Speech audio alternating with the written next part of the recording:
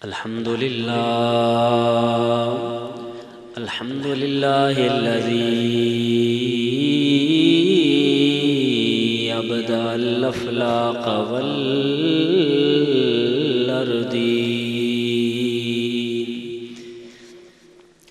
والصلاة والسلام على سيد العرب والعجم سيد العالمين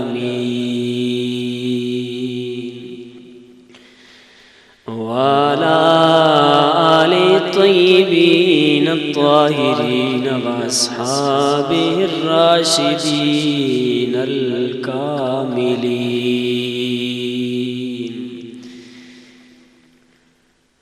أما بعد فأعوذ بالله من الشيطان الرجيم. بسم الله الرحمن الرحيم.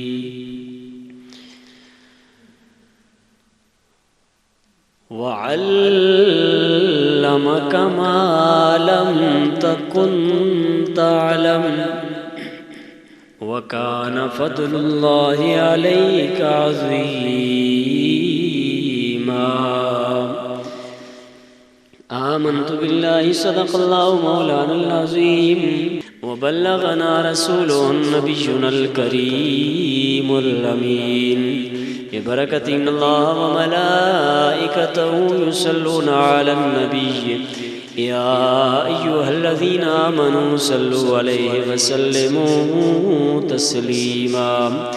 الصلاة والسلام عليك يا سيدي يا رسول الله وعلى آلك وأصحابك يا سيدي يا حبيب الله. حمد و ثنا کی بعد میرے نبی مکرم شفیع معظم احمد مجتبی حضرت محمد مصطفیٰ صلی اللہ تعالی علیہ وسلم کے پیارے امتیوں، پیارے غلاموں، آپ حضرات کے سامنے قرآن کریم فرقان حمید کی ایک آیت مبارکہ میں نے تلاوت کرنے کا شرف حاصل کیا ہے. رب کائنات کی بارگاہ میں دعا ہے کہ اللہ تبارک و تعالی مجھے حق اور سچ آپ تک پہنچانے کی توفیق نصیب فرمائے. سامعین محترم، ہم اہل سنت و جماعت کا یہ عقیدہ ہے کہ اللہ تبارک و تعالی نے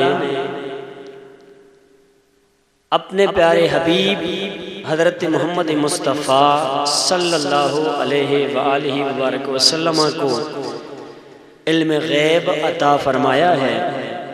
اس حوالے سے 2 جمعے میں نے پہلے گفتگو کی اور اس کے اندر میں نے آیات بینات کو کوٹ کیا، اور وہ آیات جو تھی جن کے اندر نبی علیہ السلام کے علم غیب کا تذکرہ یا دیگر انبیاء کرام کے علم غیب کا تذکرہ تھا، وہ میں نے آپ کے سامنے عرض کی.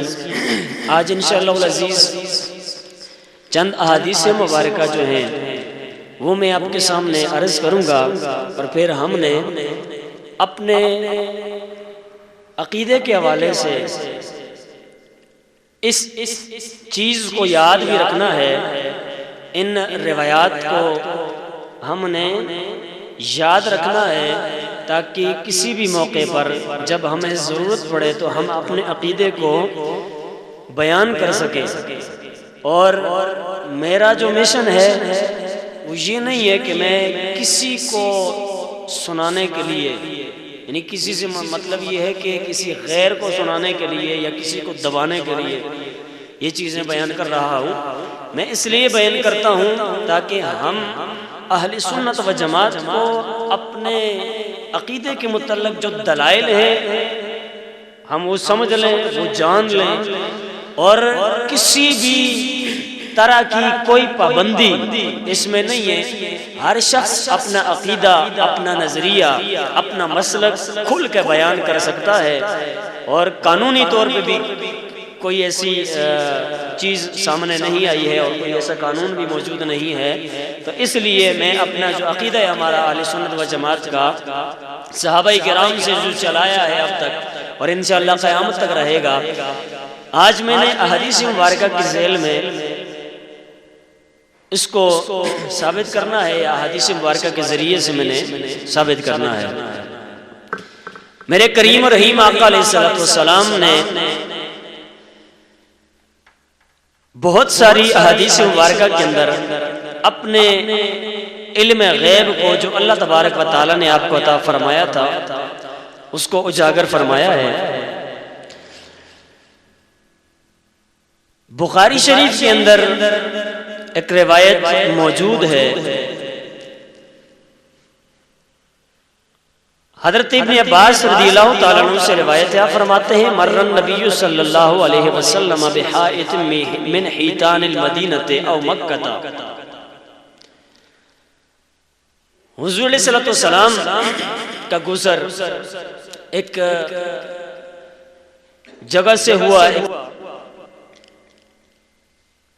راوی کو یہ شک ہے کہ وہ مدینہ تھا یا مکہ تھا، لیکن ان دونوں مقامات میں سے کوئی ایک مقام تھا جہاں میرے آقا علیہ الصلوۃ والسلام کا گزر ہوا، تو فسمع صوت انسانین، حضور علیہ الصلوۃ والسلام نے دو انسانوں کی آواز سنی، یعذبان فی قبورہما، ان دونوں کو ان کی قبور کے اندر، ان کی قبروں کے اندر عذاب دیا جا رہا تھا۔ فقال النبی صلی اللہ علیہ وسلم یعذبان، میرے اور آپ کے رحیم و کریم آقا علیہ الصلوۃ والسلام نے ارشاد فرمایا کہ یہ جو دو قبر والے ہیں انہیں عذاب دیا جا رہا ہے،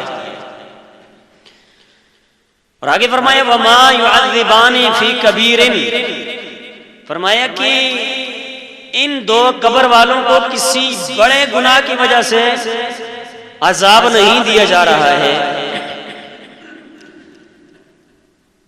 ثم قال بلا کان احدهما لا یستتر من بولہ وکان الآخر یمشی بالنمیمہ، میرے آقا علیہ الصلوۃ والسلام نے ارشاد فرمایا کہ ان دو قبر والوں کو جو عذاب ہو رہا ہے کسی بہت بڑے گناہ کی وجہ سے نہیں ہو رہا ہے، بلکہ ان میں سے ایک کے عذاب کی وجہ یہ ہے کہ یہ پیشاب سے نہیں بچتا تھا، پیشاب سے نہیں بچتا تھا۔ وَكَانَ الْآخَرُ يَمْشِي بِالنَّمِيمَةِ، فرمایا کہ دوسرا جو چغل خوری کیا کرتا تھا، کیا کرتا تھا؟ چغل خوری کیا کرتا تھا۔ تو ان دو قبر والوں کو اسی لیے عذاب ہو رہا ہے۔ اب یہ جو حدیث مبارکہ ہے یہ آپ کو ہر سٹیج سے ملے گی اور یقیناً ہر بندہ اس کو بیان کرے گا، لیکن اس حدیث مبارکہ سے جس عقیدے کو اجاگر کرنا چاہیے، ظاہر کرنا چاہیے، جو اس سے ظاہر ہو رہا ہے عقیدہ، اس کو فقط اہل سنت و جماعت ہی بیان کریں گے۔ اس کو کون بیان کریں گے؟ فقط اہل سنت و جماعت ہی بیان کریں گے۔ اب اس کے اندر کون سا عقیدہ اہل سنت ہے؟ اب دیکھیں میرے آقا کریم علیہ الصلوۃ والسلام نے فرمایا کہ ان دو قبر والوں کو کیا ہو رہا ہے؟ عذاب۔ کیوں ہو رہا ہے؟ کہ ایک تو اپنی زندگی میں پیشاب سے نہیں بچا کرتا تھا، اور دوسرا کیا کرتا تھا؟ چغلی۔ دوسرا کیا کرتا تھا؟ چغلی۔ اب دیکھیں حضور علیہ الصلوۃ والسلام قبر کے پاس سے گزرے، حضور علیہ الصلوۃ والسلام نے جب ان کے عذاب کو ملاحظہ فرمایا، اس عذاب کا سبب بھی جان لیا۔ سبب کب جانا؟ جب ان کا عذاب دیکھا تو ان کی زندگی کے اوپر نظر دوڑائی میرے آقا علیہ السلام نے، ان کی زندگی پہ نظر دوڑائی، دھیان کیا۔ جب حضور علیہ الصلوۃ والسلام نے ان کی گزشتہ زندگی پہ، ان کی ماضی والی زندگی پہ دھیان کیا، توجہ کی، میرے آقا علیہ الصلوۃ والسلام نے عذاب کا سبب جان لیا اور بتا دیا کہ ایک پیشاب سے نہیں بچا کرتا تھا اور دوسرا چغلی کے۔ اب دیکھیں پیشاب سے بچنا ایک ایسا معاملہ ہے کہ بندے کو از خود تو پتہ ہوتا ہے، از خود تو پتہ اکثر اوقات ہوتا ہے کہ میں بچتا ہوں یا نہیں، لیکن دوسرے بندے کو بھی پتہ نہیں ہوتا کہ یہ بچتا ہے کہ نہیں بچتا ہے۔ دوسرے بندے کو پتہ ہوتا ہے، دوسرے بندے کو بھی نہیں پتہ ہوتا کہ یہ پیشاب سے بچتا ہے یا نہیں بچتا ہے، یا اس کے علاوہ جو چغلی کرتا ہے۔ چلیں جی چغلی کرنے والے کا جناب ایک سے دوسرے کو پتہ چل جاتا ہے یہ چغلی کر رہا ہے، فلاں کی کر رہا ہے، فلاں کی کر رہا ہے، فلاں کی کر رہا ہے، اسے پتہ وہ چغلی جو ہے اس کا پرچار ہو جاتا ہے، لیکن یہ جو چیز ہے اس کا پرچار نہیں ہوتا۔ وہی جانتا ہے بندہ جو اپنے پیشاب سے بچتا ہے یا نہیں بچتا ہے، وہی بندہ جانتا ہے۔ اب میرے آقا کریم علیہ الصلوۃ والسلام نے ان کے عذاب کا سبب بتایا کہ یہ ایک اپنے پیشاب سے نہیں بچا کرتا تھا، تو اس سے یہ ثابت ہو گیا کہ حضور علیہ الصلوۃ والسلام سے نہ پچھلی کوئی چیز پوشیدہ ہے نہ بعد والی کوئی چیز پوشیدہ ہے، یعنی حضور علیہ الصلوۃ والسلام سے ماضی کے جتنے بھی معاملات ہیں، واقعات ہیں، وہ پوشیدہ نہیں ہے۔ تو اسی لیے ہم کہتے ہیں کہ اہل سنت و جماعت کا جو عقیدہ ہے یہ جہاں آیات سے ثابت ہے وہاں روایات سے بھی ثابت ہے، وہاں روایات سے بھی ثابت ہے۔ تو یہ دونوں چیزیں ماضی سے تعلق رکھتی تھی، گزرے ہوئے زمانے سے تعلق رکھتی تھی۔ میرے آقا علیہ الصلوۃ والسلام نے گزرے ہوئے زمانے کی خبر دے دی اور بتا دیا زمانے والوں اگر تمہارے کانوں کے اندر یہ بات ڈالی جائے کہ نبی کو پتہ ہی نہیں ہوتا ہے، ان کی باتوں کی طرف توجہ نہیں دینی ہے، بلکہ میری روایات کو پڑھ لینا ہے، میری حدیثوں کو پڑھ لینا ہے۔ جب تم آنکھیں کھول کے پڑھو گے، عشق کی عینک لگا کے پڑھو گے، تمہیں میری حدیثوں کے اندر میری شان ہی نظر آئے گی، میری عظمت ہی عظمت نظر آئے گی۔ اللہ اکبر۔ یہ روایت کی طرح بخاری شریف کے اندر کہاں پہ؟ بخاری شریف کے اندر اصح الکتب بعد کتاب اللہ کی کتاب کے بعد یعنی قرآن کے بعد تو سب سے بڑا مرتبہ ہے وہ بخاری شریف کا ہے۔ کس کا ہے؟ اور بخاری شریف سے ثابت ہوا کہ حضور علیہ الصلوۃ والسلام انسانیت کے پچھلے سارے معاملات، زندگی کے گزرے ہوئے معاملات جانتے ہیں۔ تو بخاری کا نام لینے والے جو ہیں وہ پتہ نہیں یہاں پہ آگے نظریں کیوں چراتے ہیں، اور کہیں نہیں بخاری میں لکھا ہے۔ جب بخاری میں لکھا ہے تو پھر ہم اگر اس کو اپنے عقیدہ پہ پیش کریں اور اس سے اپنا عقیدہ ثابت کریں تو پھر کوئی مسئلہ کسی کو ہونا نہیں چاہیے بخاری شریف کے اندر۔ اور میں کوشش کروں گا آج انشاءاللہ بخاری شریف کی ساری روایتیں ہوں۔ اگلی روایت میرے آقا علیہ الصلوۃ والسلام نے ارشاد فرمایا، یہ بھی بخاری شریف کے اندر ہے، جلد نمبر 1 صفحہ نمبر 591۔ میرے آقا علیہ الصلوۃ والسلام نے ارشاد فرمایا، اذا ہلک کسریٰ فلا کسریٰ بعدہ، جب کسریٰ ہلاک ہو جائے گا تو اس کے بعد کوئی دوسرا کسریٰ نہیں ہوگا۔ یہ بادشاہ تھے، جب کسریٰ ہلاک ہو جائے گا تو اس کے بعد کوئی دوسرا کسریٰ بولے کسریٰ نہیں ہوگا۔ وَإِذَا هَلَكَ قَيْصَرَ فَلَا قَيْصَرَ بَعْدَهُ، اور جب قیصر ہلاک ہو جائے گا اس کے بعد کوئی دوسرا قیصر دنیا میں نہیں آ سکتا ہے۔ اب دیکھیں ان کی ہلاکت کی خبر میرے آقا علیہ الصلوۃ والسلام نے دیتے ہوئے ساتھ یہ بھی بتایا کہ ان کے بعد ان جیسا کوئی بھی، یہ کب کی خبر ہے؟ آئندہ کی خبر ہے۔ کب کی خبر ہے؟ آئندہ کی خبر ہے۔ ماضی کی خبر میں نے پچھلی روایت سے ثابت کر دی، گزرے ہوئے زمانے کی خبر میرے آقا علیہ الصلوۃ والسلام نے دے دی، اور یہاں اس روایت کے اندر کس کی خبر ہے؟ آئندہ زمانے کی خبر ہے۔ حضور علیہ السلام فرماتے ہیں کہ اذا ہلک کسریٰ فلا کسریٰ بعدہ، اور وَإِذَا هَلَكَ قَيْصَرَ فَلَا قَيْصَرَ بَعْدَهُ، جب کسریٰ ہلاک ہو جائے گا اس کے بعد کوئی دوسرا کسریٰ نہیں آ سکتا ہے، اور جب قیصر ہلاک ہو جائے گا تو قیصر کے بعد دوسرا کوئی قیصر دنیا میں نہیں ہو سکتا ہے۔ اس کے بعد میرے آقا علیہ الصلوۃ والسلام نے فرمایا والذی نفس محمد بیدہ لتنفقن کنوزہما فی سبیل اللہ، فرمایا یہ جو کیسر و کسریٰ کے خزانے ہیں، اللہ کی قسم جس کے قبضہ قدرت میں مجھ محمد کی جان ہے، محمد کریم علیہ السلام نے اللہ کی قسم کھا کے کہا کہ یہ جو کیسر و کسریٰ ہے ان کے جو خزانے ہیں یہ اللہ کی راہ میں صرف کیے جائیں گے۔ کس کی راہ میں صرف کیے جائیں گے؟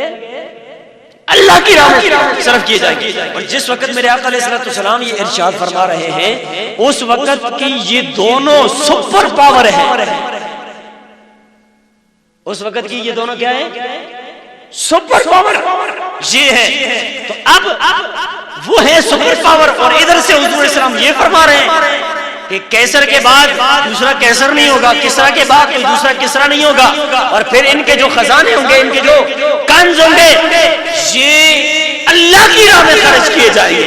تو میرے آقا علیہ السلام نے بتا دیا ان کی حیات تھوڑی سی ہے، جب یہ مر جائیں گے بعد میں جیسا کوئی اور نہیں ہوگا، لیکن ان کے جتنے بھی خزانے ہیں وہ سارے کے سارے کہاں جائیں گے؟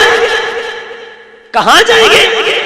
وہ جناب ویسے ہی فالتو میں نہیں چلے جائیں گے۔ میرے آقا علیہ السلام نے فرمایا وہ اللہ کی راہ میں خرچ ہوں گے، اللہ کی راہ میں خرچ ہوں گے۔ تو یہ دعویٰ حضور علیہ السلام ہی کر سکتے ہیں جنہیں اللہ تبارک و تعالیٰ نے آئندہ کی خبریں عطا فرمائی ہیں، ورنہ قسم کھا کے حضور علیہ السلام کہہ رہے ہیں والذی نفس محمد بیدہ، قسم کھا کے کہہ رہے ہیں، قسم کھا کے کہہ رہے ہیں کہ یہ جو خزانے ہیں کیسر و کسریٰ کے یہ اللہ کی راہ میں خرچ کیے جائیں گے۔ تو یہ وہی بندہ کہہ سکتا ہے جس کے پاس رب کا دیا ہوا علم موجود ہو، اور جس کو خبر ہی نہ ہو وہ کیا خیال ہے وہ اتنی بڑی بات کر سکتا ہے قسم کھا کے، اور وہ بھی اللہ کی قسم کھا کے، اور پھر اس کے بعد یہ کہا جائے کہ وہ کہیں اور خرچ نہیں ہوں گے، وہ اللہ کے راستے میں ہی خرچ ہوں گے۔ تو یہ فقط وہی شخص بتا سکتا ہے جو اللہ کا نبی ہو، جو اللہ کا نبی ہو۔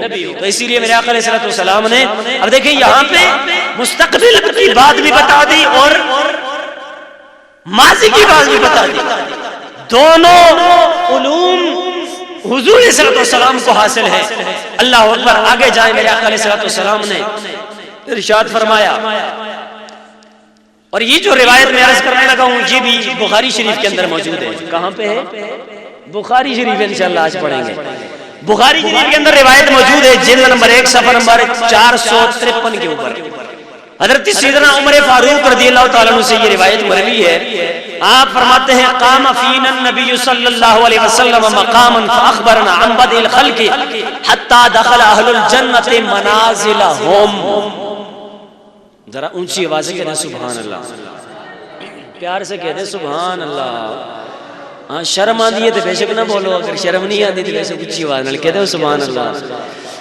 اللہ اکبر، حضور نبی کریم صلی اللہ تعالی علیہ وسلم کے دوسرے خلیفہ حضرت سیدنا عمر فاروق رضی اللہ تعالی عنہ فرماتے ہیں قام فینا النبی صلی اللہ علیہ وسلم مقاما فاخبرنا عن بدء الخلق حتى دخل اہل الجنت منازلهم واہل النار منازلهم حفظ ذلك من حفظه ونسيه من نسیا۔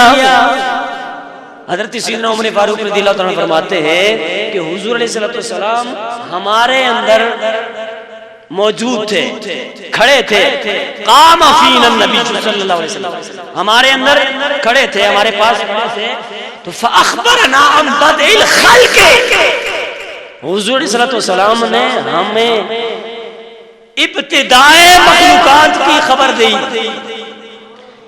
مخلوقات کے آغاز کی ابتدا کی خبر دی، حتی دخل اہل الجنت منازلہم، جہاں تک کہ اہل جنت جو ہے وہ اپنی منزلوں کے اندر پہنچ گئے، وَأَهْلُ النَّارِ مَنَازِلَهُمْ، اور جو اہل دوزخ ہیں، دوزخ والے ہیں، جہنمی ہیں، وہ اپنی دوزخ میں پہنچ گئے.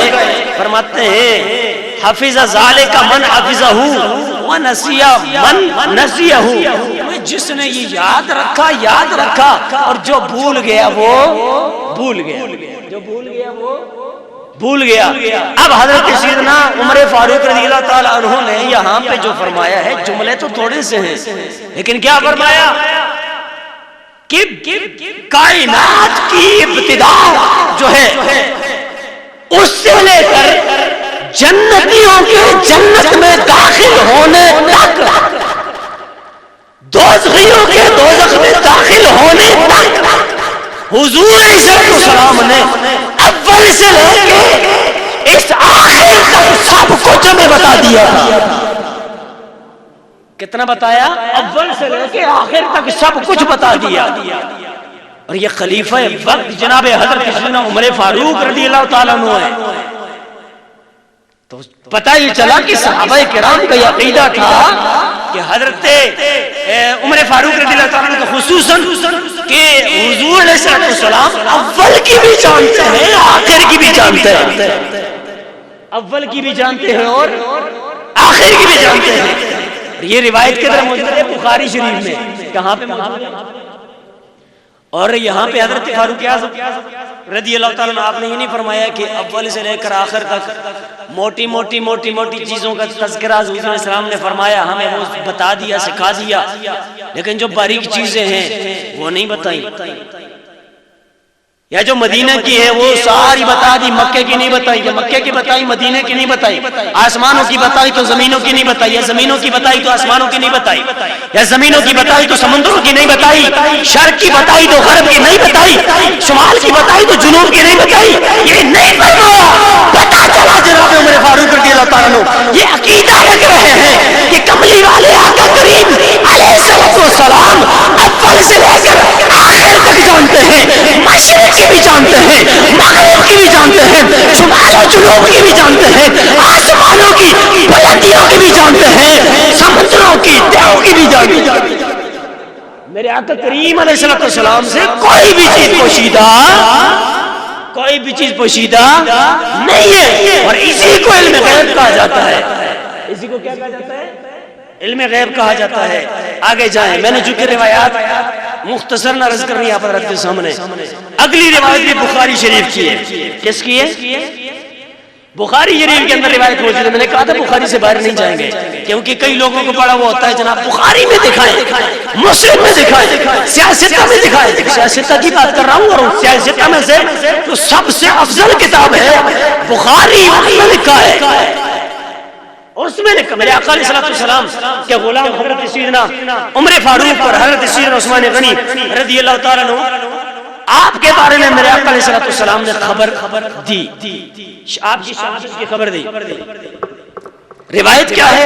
ان نبی صلی اللہ علیہ وسلم صعد احدا وابو بکر وعمر وعثمان فرجف بهم فقال اثبت احد فانما عليك نبي وصديق وشهيدان.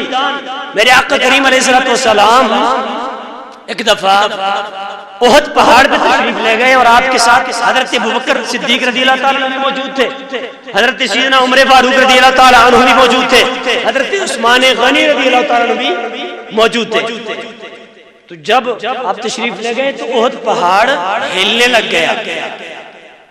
احد پہاڑ ہلنے لگ گیا. عاشق یہاں میں یہ کہتے ہیں نا، اگر عاشقوں سے پوچھا جائے کہ کیوں ہلا تھا تو محبت والے عاشق لوگوں نے یہ کہا ہے، یہ لکھا ہے کہ احد پہاڑ حضور علیہ السلام اور آپ کے صحابہ کی آمد کی وجہ سے خوشی میں مچل رہا تھا، خوشی میں مچل رہا تھا. یہ عاشقوں کی محبت والوں کی باتیں ہیں. برصورت وہ مچلنے لگ گئے احد پہاڑ، تو مچلا خوشی میں جناب ہلنے لگ گیا. میرے آقا علیہ السلام نے کیا کیا؟ اسے فرمایا کہ اے پہاڑ رک جا، اے احد رک جا، اثبت احد، اے احد رک جا. میرے آقا علیہ السلام نے جو ہی حکم ارشاد فرمایا اسی وقت پہاڑ رک گیا. اسی وقت لرزہ ختم ہو گیا، کانپنا ختم، بالکل ساکن ہو گیا۔ ارے یہاں سے بات یہ بھی پلے باندھ لو، میں اگر اپنے جناب کسی بھی بندے کو کچھ کہوں، ممکن ہے مانے یا نہ مانے، ہے تو انسان، ہماری اولاد ماشاءاللہ آج کل ایسی ہے، اولاد کو کچھ کہیں کہ یہ کام کر دے، جا رہی تو کہہ دے، رک جائے تو وہ نہیں رکتے۔ جاندار ہے، کیا ہے؟ جاندار ہیں، اگر کہیں رک جاؤ تو نہیں رکتے، کھڑے ہیں تو کہو بیٹھ جاؤ تو نہیں بیٹھتے۔ حالانکہ عقل ہے، شعور ہے، دماغ رب کائنات نے دیا ہے، میں اور آپ اگر کہیں تو وہ نہیں رکتے۔ ارے یہ تو عقل والے ہمارے کہنے پہ نہیں رکتے ہیں۔ ارے پہاڑ جو ہے ان کی تو عقل بھی نہیں ہے، پہاڑوں کی تو عقل بھی نہیں ہے، شعور بھی نہیں ہے پہاڑوں کا، لیکن جب میرے آقا علیہ السلام نے حکم ارشاد فرمایا فوراً رک گیا پہاڑ۔ گویا پہاڑ بھی کہتے ہیں اے سرکار مدینہ علیہ السلام، ہم آپ کے آرڈر کے پابند ہیں، آپ کہیں گے تو چلنے لگ جائیں گے، آپ کہیں گے تو سونے کے بن جائیں گے، آپ کہیں گے تو رک بھی جائیں گے، ہلیں گے نہیں۔ تو حضور اسلام چونکہ پوری مخلوقات پہ حکومت ہے، کس کی؟ میرے آقا علیہ السلام نے فرمایا نا اوتی تو مفاتیح خزائن الارض، مجھے زمین کے خزانوں کی چابیاں دے دی گئی ہیں۔ حضور علیہ السلام کو جمی مخلوقات کا مالک بنایا ہے رب کائنات نے، جمی مخلوقات کا مالک بنایا ہے۔ تو جب مالک کا ہے پہاڑ سے رک جا تو وہ رکے گا نہیں، رکے گا نہیں، وہ رک گیا پہاڑ۔ اگر جب رکا نا، میرے آقا علیہ السلام نے فرمایا فَإِنَّمَا عَلَيْكَ نَبِيٌّ وَصِدِّيقٌ وَشَهِيدٌ، اے پہاڑ رک جا، اس لیے کہ تیرے اوپر ایک رب کا نبی کھڑا ہے، ایک صدیق کھڑا ہے اور دو شہید کھڑے ہیں۔ ایک نبی کھڑا ہے، ایک صدیق کھڑا ہے اور دو میں آپ میں سے کسی کے بارے میں یہ کہہ سکتا ہوں کہ آپ نے شہادت کا جام نوش کرنا ہے؟ آپ میرے بارے میں کہہ سکتے ہیں کہ جناب مولوی صاحب کسی تے شہادت کی موت مرسو؟ کہہ سکتے ہیں؟ نہیں، کیونکہ ہمیں علم ہی نہیں ہے، ہمیں پتہ ہی نہیں ہے۔ لیکن آپ دیکھیں نبی علیہ السلام احد پہاڑ پہ کھڑے ہیں، حضرت سیدنا صدیق اکبر بھی پاس ہیں، حضرت سیدنا عمر فاروق عثمان غنی بھی پاس ہیں، اور میرے آقا علیہ السلام فرما رہے ہیں کہ اے پہاڑ رک جا، تیرے اوپر ایک رب کا نبی کھڑا ہے، ایک صدیق کھڑا ہے اور دو شہید کھڑے ہیں، شہید کھڑے ہیں۔ یہ شہادت تو انہیں بعد میں ملی، میرے آقا علیہ السلام پہلے فرما رہے ہیں۔ تو پتہ چلا حضور علیہ السلام کو یہ علم رب کائنات نے دیا ہے کہ کس نے کب مرنا ہے اور کس طرح کی موت کس نے پانی ہے۔ یہ کہاں لکھا ہوا ہے؟ بخاری میں۔ کہاں لکھا ہوا ہے؟ بخاری میں لکھا ہوا ہے جناب، کسی اور عام کتاب میں نہیں لکھا ہوا۔ میرے آقا علیہ السلام نے جب ان کو شہید ڈکلیئر کیا، اس سے یہ ثابت ہوا اہل سنت کا عقیدہ کہ حضور علیہ السلام کو آئندہ کے بارے میں جو معلومات ہیں، خبریں ہیں، علم ہے، وہ رب کائنات نے اپنے سونے نبی کو عطا فرمایا۔ اگر کہو جناب نہیں یہ نبی کو تو علم نہیں تھا، تو بتائیں نبی علیہ السلام نے ان کو شہید کیوں کہا؟ اور یہ شہید ہوئے بھی، ان کو شہید کیا گیا۔ نبی علیہ السلام کی جو خبر تھی وہ سچی ثابت ہوئی، تو نبی علیہ السلام نے پہلے سے ہی بتا دیا کہ اسی کو علم غیب کہا جاتا ہے۔ اس کو کیا کہا جاتا ہے؟ علم غیب کہا جاتا ہے جو رب کائنات نے اپنے سونے نبی کو عطا فرمایا۔ آگے جا اگلی روایت بخاری شریف میں۔ آپ کو شاید اس چیز کا جناب اندازہ نہ ہو کہ میں بار بار بخاری کا یہ حوالہ دے رہا ہوں۔ یہ کیوں؟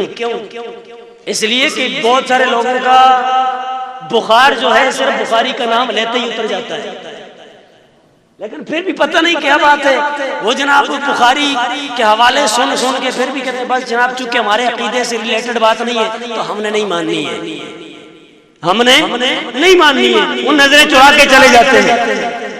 لیکن ہم چونکہ اہل سنت و جماعت ہیں، ہم اللہ کی عزت کی قسم کھا کے کہتے ہیں قرآن پاک کی کوئی بھی آیت ہو، اس کی تشریح کرتے ہیں اور بالکل کھل کے کرتے ہیں. اور الحمدللہ قرآن پاک کی کوئی ایک آیت بھی ایسی نہیں ہے کہ جو اہل سنت کے عقیدے سے ٹکراتی ہو. اس لیے ہر آیت چاہے توحید کے حوالے سے ہو، رسالت کے حوالے سے ہو، علم غیب رسول کے حوالے سے ہو، مختار کل کے حوالے سے ہو، حاضر ناظر کے حوالے سے ہو، مدد مصطفیٰ کے حوالے سے ہو، جس بھی حوالے سے ہو، ڈنکے کی چوٹ میں بیان کرتا ہے. اس لیے کہ جب سچ بیان کیا جاتا ہے تو اس میں شرمانا کیسا، اس میں شرمانا کیسا. بخاری شریف میں اگلی روایت موجود ہے. اختصار جو جملے میرے موضوع سے ریلیٹڈ ہیں وہی میرے بیان کرنے ہیں. میرے آقا علیہ الصلوۃ والسلام نے ارشاد فرمایا لَأُوتِيَنَّ هَذِهِ الرَّأْيَةَ غَدًا رَجُلًا يَفْتَحُ اللَّهُ عَلَى يَدَيْهِ. میرے آقا علیہ الصلوۃ والسلام نے فتح خیبر سے پہلے، چونکہ پہلے اور بھی صحابہ کرام قافلے کے سالار بن کے جاتے رہے اور فتح جناب ان کے نصیب میں نہیں تھی. میرے آقا علیہ الصلوۃ والسلام نے ایک دن پہلے یہ ارشاد فرمایا، ابھی فتح نہیں ہوئی تھی، کل فتح ہونی تھی. کب فتح ہونی تھی؟ کل فتح ہونی تھی. میرے آقا علیہ السلام نے فرمایا لَأُوتِيَنَّ هَذِهِ الرَّأْيَةَ غَدًا رَجُلًا يَفْتَحُ اللَّهُ عَلَى يَدَيْهِ. فرمائی یہ جھنڈا میں کل ایسے مرد کو عطا فرماؤں گا کہ اللہ تعالیٰ اس مرد کے ہاتھ پہ ہمیں فتح عطا فرمائے گا. ایک تو بات ہے کل دوں گا، اور دوسری بات یہ ہے کہ اللہ تبارک و تعالیٰ اس بندے کے ہاتھ پہ ہمیں کیا عطا فرمائے گا؟ فتح. کیا عطا فرمائے گا؟ اب دیکھیں مثال کے طور پہ میں ایک بات آپ کو بتانا چاہتا ہوں، مثال دے رہا ہوں آپ کو. اگر انڈیا اور پاکستان کی جنگ لگ جائے تو کیا خیال ہے، آپ پہلے سے ہی یہ بتا سکتے ہیں کہ کون فتح پائے گا، کون شکست کھائے گا؟ بتائیں مجھے، بتا سکتے ہیں کوئی بندہ کس نے شکست کھانی ہے، کس نے فتح پانی ہے؟ کوئی بھی نہیں بتا سکتا. ہاں تخیلات ہوتے ہیں، تجربات ہوتے ہیں، لیکن تخیلات اور تجربات کو یہاں پہ کوئی لینا دینا نہیں ہے. یہاں پکی بات ہے. آج اگر کوئی تبصرہ کرنے والا وہ تبصرہ کرے اور کہہ دے کہ پاکستان جیتے گا تو وہ کہہ سکتا ہے، لیکن وہ اس کا خیال ہے، تبصرہ اس کا تجربہ ہوگا. لیکن پکی بات پھر بھی بولے، پکی بات پھر بھی نہیں. یہاں پہ میرے آقا علیہ السلام نے فرمایا کہ کل میں ایک شخص کو عطا فرماؤں گا، ایک رجل کو عطا فرماؤں گا. اللہ تبارک و تعالیٰ اس کے ہاتھ پہ ہمیں فتح عطا فرمائے گا. فتح عطا فرمائے گا. اور یہ میری اور آپ کی زبان نہیں، یہ وہ زبان ہے کہ جس زبان سے وہی نکلتا ہے جو رب کی مرضی ہوتی ہے. یہ وہ زبان ہے. ارے اس زبان سے جب یہ نکلا تو اب سارے صحابہ کرام ہر ایک اپنی اپنی جگہ پہ تیار ہو رہا ہے. بہرحال میرا موضوع دائیں بائیں چلا جائے گا. لیکن جس وقت صبح ہوئی جھنڈا جو تھا حضرت مولا کائنات مشکل کشا شیر خدا کرم اللہ تعالی وجہ الکریم حضرت علی المرتضیٰ کو میرے آقا علیہ السلام نے عطا فرمایا. اور پھر خیبر کا قلعہ حضور مولا کائنات علی المرتضیٰ نے فتح فرمایا. کس نے فتح فرمایا؟ حضرت علی المرتضیٰ. اب دیکھیں یہ جو بات ہے، یہ جو حدیث کے اندر ذکر آیا کہ میں کل دوں گا، یہ کل کی خبر ہے کہ نہیں ہے؟ اور پھر اللہ فتح عطا فرمائے گا، یہ آئندہ کی خبر ہے کہ نہیں؟ مستقبل کی خبر ہے کہ نہیں ہے نا؟ یہ آئندہ کی خبر میرے آقا علیہ الصلوۃ والسلام نے دی. پتہ چلا میرے آقا علیہ الصلوۃ والسلام آئندہ کے معاملات کو جانتے ہیں. پچھلی روایات سے ثابت ہو گیا نا، ماضی کے بھی جانتے ہیں حالات. اور اس سے کیا ثابت ہوا کہ آئندہ کے جو معاملات ہیں ان کو بھی جانتے ہیں. اس کے علاوہ میرے آقا علیہ الصلوۃ والسلام نے یہ اگلی جو روایت ہے یہ بھی بخاری شریف کے اندر جلد نمبر 2 صفحہ نمبر 611 میں موجود ہے. ابھی میں بخاری سے نیچے نہیں آیا، بخاری شریف کے اندر موجود ہے. میرے آقا علیہ الصلوۃ والسلام جنگ موتا کا یہ واقعہ ہے یعنی حدیث پاک کے اندر. نان نبی صلی اللہ علیہ وسلم زیدن و جعفرا وابن رواحہ للناس قبل ان یاتیہم خبرہم. میرے آقا علیہ السلام نے حضرت زید، حضرت جعفر، حضرت ابن رواحہ کی شہادت سے پہلے، شہادت سے پہلے، مطلب یہ ہے کہ ان کی خبر آنے سے پہلے، ان کی خبر آنے سے پہلے موت کے مقام پہ یہ لڑائی ہو رہی ہے، اور میرے آقا علیہ السلام اپنے غلاموں میں بیٹھے ہوئے ہیں، اور کئی میل کا سفر ہے، اتنے دور سے میرے آقا کریم علیہ السلام نے اپنے غلام کو دیکھ لیا، اور دیکھ کے بتاتے ہیں کہ اب زید شہید ہو گئے، اب جعفر شہید ہو گئے، اب جناب ابن رواحہ شہید ہو گئے، اور پھر آخر جناب خالد بن ولید کے ہاتھ میں آ گئی۔ کس کے ہاتھ میں؟ روایت کے لفظ سنے، فقال اخذ الرأیت زید فاصیب الى حتى اخذ الرأیت سیف من سیوف اللہ، یعنی خالد بن الولید حتى فتح اللہ علیہم۔ میرے آقا علیہ السلام سینکڑوں میل دور جو لڑائی لڑی جا رہی ہے، میرے آقا علیہ السلام اپنے غلاموں میں بیٹھ کے فرماتے ہیں کہ اب زید شہید ہو گیا، اب ابن رواحہ شہید ہو گئے، اب جعفر شہید ہو گئے، اور اب جو جھنڈا ہے نا وہ جھنڈا خالد بن ولید کے ہاتھ میں آ گیا۔ کس کے ہاتھ میں آ گیا ہے؟ خالد بن ولید کے ہاتھ میں آ گیا، سینکڑوں میل دور۔ آپ میں سے کچھ جان سکتا ہے جناب کشمیر میں اب کیا ہو رہا ہے اس وقت، اسی لمحے؟ کوئی دیکھ سکتا ہے؟ آج کل تو جناب جدید آلات ہیں، موبائل کے ذریعے ادھر موبائل لائیو اگر لگا لیں، کال لگا لیں تو ادھر سے بندہ دیکھ لیتا ہے، لیکن وہاں تو اس وقت تو حضور صلی اللہ علیہ وسلم کے دور کے اندر یہ چیزیں بھی موجود نہیں تھیں، آلات اس طرح کے نہیں تھے، بغیر ایسے جدید آلات کے حضور علیہ السلام موتا کے سارے معاملات کو مشاہدہ فرما رہے ہیں، اور صرف مشاہدہ ہی نہیں فرما رہے بلکہ اپنے غلاموں کو خبر بھی دے رہے ہیں۔ جو صحابہ سے غیب ہے وہ خود نبی علیہ السلام انہیں بتا رہے ہیں، کیا کر رہے ہیں؟ بتا رہے ہیں۔ اسی کا نام تو غیب ہوتا ہے، اور کون سی چیز ہوتی ہے غیب؟ اسی کو غیب کہتے ہیں، جو باقی نہیں جانتے نبی جانتے ہوتے ہیں۔ جو کون جانتے ہوتے ہیں؟ اللہ کے نبی جانتے ہوتے ہیں۔ اور میرے آقا علیہ السلام نے فرمایا کہ حضرت خالد بن ولید کے ہاتھ میں جب جھنڈا آیا تو جھنڈے کے آتے ہی فتح نصیب ہوگی۔ اور یہ جو میرے آقا علیہ السلام بیان کر رہے تھے نا صحابہ کرام کے سامنے، اب وہاں جب فتح ہوئی تو وہاں سے چلتے چلتے آتے آتے صحابہ کرام کو 1 مہینہ ہو گیا، 1 مہینے کی مسافت پہ یہ جنگ ہو رہی تھی۔ تو پھر صحابہ کرام نے جب واپس آئے نا تو بالکل اسی طرح خبر پہنچائی باقی صحابہ کرام کو جس طرح نبی علیہ السلام نے پہلے انہیں بیان فرما دی تھی، اسی طرح خبر سنائی اور ترتیب بھی وہی بتائی۔ تو اب دیکھیں 1 ماہ کے بعد وہ خبر پہنچی، لیکن میرے آقا علیہ السلام نے وہ پہلے بتا دی، تو پتہ چلا کہ یہ جو وقت کی مسافت ہوتی ہے اس لحاظ سے حضور صلی اللہ علیہ وسلم کو اللہ تعالیٰ نے علم غیب عطا فرمایا۔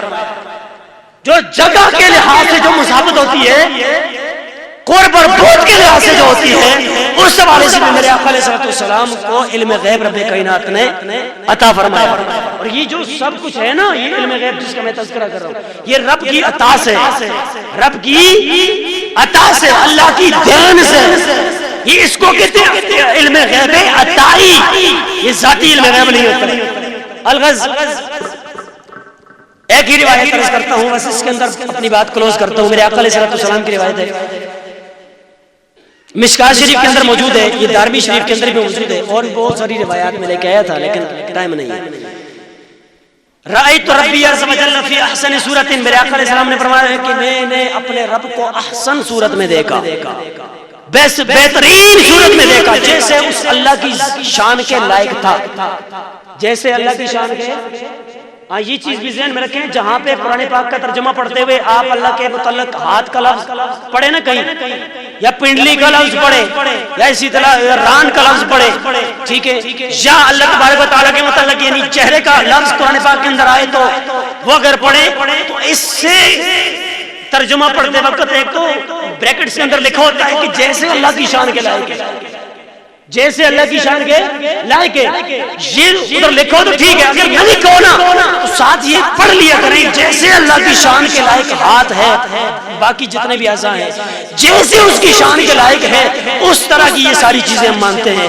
تو بار صورت میرے آقا علیہ السلام نے اللہ پاک کی صورت کو دیکھا جیسے اس کی شان کے، جیسے اس کی شان کے لائق ہے اس طرح حضور اسلام نے اللہ پاک کی صورت کو دیکھا. قال فیما یختصم الملأ الاعلی، ملأ الاعلی، اللہ تبارک و تعالیٰ نے فرمایا کہ یہ ملأ الاعلی کے جو فرشتے ہیں یہ آپس میں کیوں جھگڑ رہے، یہ آپس میں کیوں جھگڑ رہے. قلت انت اعلم، میں نے عرض کیا اے اللہ تو خوب جانتا ہے، تو بہتر جانتا ہے کہ یہ ملأ اعلی کے فرشتے آپس میں کیوں لڑ رہے ہیں، کیوں جھگڑ رہے ہیں. تو پھر کیا ہوا؟ فوضع کفیہ بین کتفیہ فوجدت بردها بین ثدیی فعلمت ما فی السماوات والارض. بات سمجھ نہیں ہے آپ کو، میں مختصر لفظوں میں بتاتا ہوں. اللہ تبارک و تعالی نے اپنا دست قدرت جیسے اس کی شان کے لائق تھا حضور علیہ السلام فرماتے ہیں میرے کانوں کے درمیان میں رکھا. کہاں رکھا؟ کانوں کے درمیان میں رکھا. فوجدت بردہا، اور میں نے وہ دست قدرت نہایت ٹھنڈا پایا، نہایت ٹھنڈا پایا. اور جب دست قدرت رکھا نا تو پھر کیا ہوا؟ میرے آقا علیہ السلام فرماتے ہیں فعلمت ما فی السماوات وما فی الارض، جو کچھ آسمانوں میں ہے جو کچھ زمینوں میں ہے مجھ محمد نے وہ سارے کا سارا جان لیا. آسمانوں کا سب کچھ نبی نے جان لیا، زمینوں کا سب کچھ میرے آقا کریم علیہ السلام نے جان لیا.